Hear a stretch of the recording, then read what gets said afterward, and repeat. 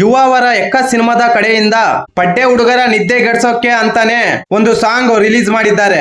ಎಕ್ಕ ಸಿನಿಮಾದ 2ನೇ ಸಾಂಗ್ ಈ ಬ್ಯಾಂಗಲ್ ಬಂಗಾರಿ. ಸದ್ಯಕ್ಕೆ ಈ ಸಾಂಗ್ ಸೋಷಿಯಲ್ ಮೀಡಿಯಾದಲ್ಲಿ ಸಿಕ್ಕಾಪಟ್ಟೆ ಸೌಂಡ್ ಮಾಡ್ತಿದೆ. ಕಳೆದ 4-5 ದಿನಗಳಿಂದ ನಮ್ಮ ಪಡ್ಡೆ ಹುಡುಗರಂತೂ ಚಿನ್ನಾರನ್ನ ಬೆಳ್ಳಿ ಬಂಗಾರ ಸುಬ್ಬಾ ಸುಬ್ಬಿ ಸಾರಿ ಇದು ಡಿ ಬಾಸ್ ಅವರ ಪ್ರಾಪರ್ಟಿ ಅಂತ ಕರೆಯೋದು ಬಿಟ್ಟಿದ್ದಾರೆ. ಇನ್ನು ಮೇಲಿಂದ ಬ್ಯಾಂಗಲ್ ತಕೊಂಡು ತಮ್ಮ ಬಂಗಾರಿಗಳನ್ನು ಪಟಾಯಿಸೋದಿಕ್ಕೆ ಈಗಾಗಲೇ ಅಬ್ಬೆ ಪಾಲಿಗಳಾಗಿ ಬೀದಿಗಳಲ್ಲಿ ಅಲಿತಿದ್ದಾರೆ ಅಂತ ನಮ್ಮ ಟ್ರೇಡ್ ಪಂಡಿತರು ಹೇಳ್ತಿದ್ದಾರೆ. ಸೋಷಿಯಲ್ ಮೀಡಿಯಾದಲ್ಲಿ ಟ್ರೆಂಡಿಂಗ್ ನಲ್ಲಿದೆ. ಪಡ್ಡೆ ಹುಡುಗ ಹುಡುಗಿಯರಿಗೆ ನಿದ್ದೆಗೆಡಿಸಿದೆ.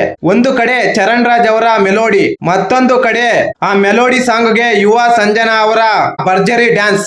ಒಂದು ವೇಳೆ ಇದೇ ಸಾಂಗ್ ಗೆ ಅಪ್ಪು ಅವರು ಏನಾದ್ರೂ ಡ್ಯಾನ್ಸ್ ಮಾಡಿದ್ರೆ ಅದರ ಕಥೆನೇ ಬೇರೆ ಇರ್ತಿತ್ತು. ಇನ್ನು ಈ ಸಾಂಗ್ ಹೇಗಿದೆ ಅಂದ್ರೆ, ಈ ಹಾಡಿಗೆ ಸಾಹಿತ್ಯ ಬರೆದಿದ್ದು ನಾಗಾರ್ಜುನ ಶರ್ಮಾ ಅವರು. ಈ ಸಾಹಿತ್ಯದಲ್ಲಿ ಹಳ್ಳಿಗಾಡಿನ ಜನಪದ ಸೊಗಡು ಎದ್ದು ಕಾಣುತ್ತೆ. ಈ ಸಾಂಗ್ ಅಲ್ಲಿ ಬಳಸಿರುವ ಸಾಹಿತ್ಯ ಅರ್ಥಗರ್ಭಿತವಾಗಿದೆ. ಈ ರೀತಿ ಹಾಡುಗಳು ನಮ್ಮ ಭಟ್ರು ಬರೀತಿದ್ರು. ಅಚ್ಚ ಕನ್ನಡದ ಹಾಡು ಸ್ವಚ್ಛವಾಗಿದೆ. ಆಂಟೋನಿ ದಾಸನ್ ಅವರು ಅದ್ಭುತವಾಗಿ ಈ ಹಾಡು ಹಾಡಿದ್ದಾರೆ. ಇವರು ಹಾಡು ಹಾಡುವಾಗ ಡ್ಯಾನ್ಸ್ ಮಾಡ್ಕೊಂಡು ಎಂಜಾಯ್ ಮಾಡ್ಕೊಂಡು ಈ ಸಾಂಗ್ ಹಾಡಿದ್ದಾರೆ. ಅದಕ್ಕೆ ಈ ಸಾಂಗ್ ಇಷ್ಟು ಅದ್ಭುತವಾಗಿ ಮೂಡಿ ಬಂದಿದೆ.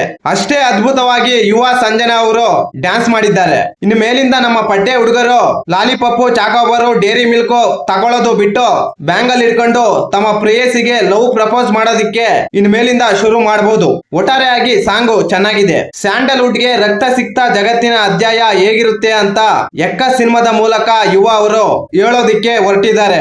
ಇನ್ನು ಈ ಸಿನಿಮಾದಲ್ಲಿ ನಮ್ಮ ರೋಹಿತ್ ಪದಿಕೆ ಅಣ್ಣ ಇನ್ನು ಅದ್ ಏನೇನ್ ಇಟ್ಟಿದ್ದಾರೋ ಗೊತ್ತಿಲ್ಲ.